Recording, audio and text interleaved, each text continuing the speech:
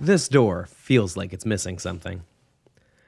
Let's build an easy but custom header. Because my wife doesn't like any pre-made options, but I don't know what I'm doing.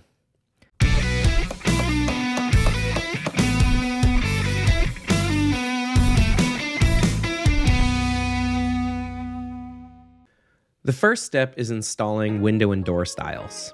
These are what every other measurement is based on, so they need to be done first. Better folks than me have explained how to trim out a room. I recommend Insider Carpentry if you have questions. I'll link to him in the description.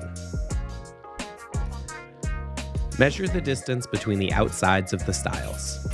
When you're on the ladder, also mark the center point of this distance on the door frame. That'll come in handy later for installation. This measurement is what you'll base your cut list off of. My headers are 3 boards stacked on top of one another, each an inch longer than the one below it to create a nice 1/2 inch overhang.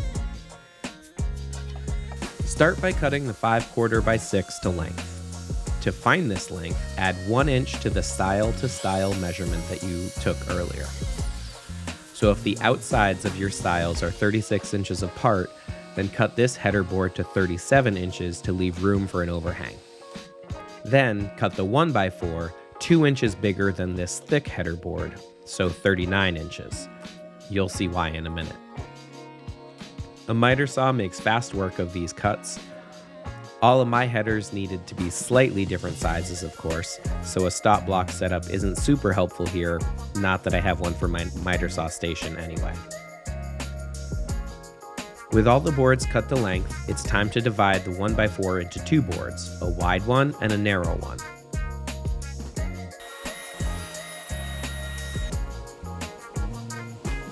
After some experimentation, my wife and I found that setting my fence to 1 7/8 inches gave us 2 perfectly sized boards for the look we were going for.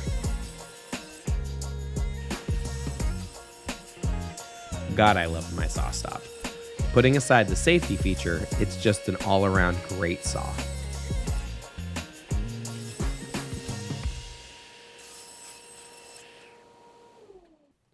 Now cut 1 inch off of the narrow board, either on the miter saw or a crosscut sled with a stop block, which is what I used. This makes it 1 inch wider than the bottom board, 38 inches in our ongoing example, and 1 inch smaller than the top board. Label the boards to match one another and the door or window they're going on as you cut. Otherwise, you're in for a few hours of frustration when you get to assembly. Speaking of which, it's time for assembly. First, mark the centers on the backs of all the boards. Aligning centers ensures that the overhangs remain equal on either side. This way, if your measurements are off by a little bit, the overhangs are visually consistent.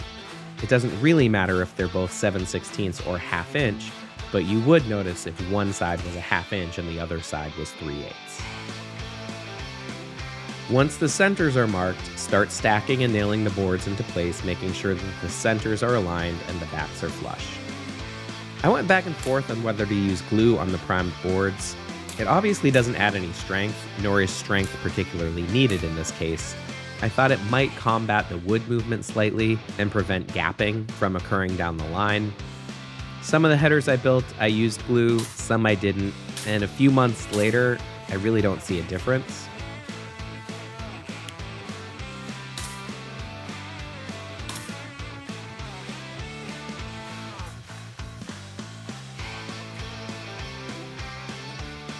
Once the headers are assembled, it's painting time.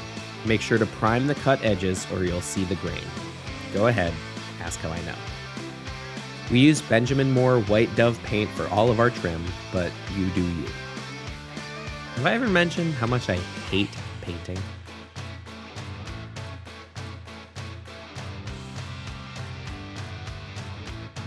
When everything is dry, hang those puppies up.